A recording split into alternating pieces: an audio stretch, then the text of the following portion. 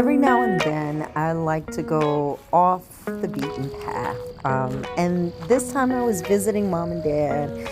But on my way down, I just wanted to take a look at some of the water areas. And there are a couple of lakes on the way down to mom and dad's that I've always seen and just wanted to stop at. Beaver's Den is one. And they've got ice cream. Ooh, dipped ice cream.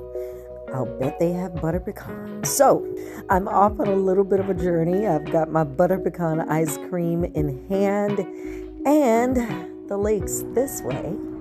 So let's go. There's a beer garden on the way, a stage, but all I wanted was this little water feature for today and to sit in the chilly air and eat my ice cream.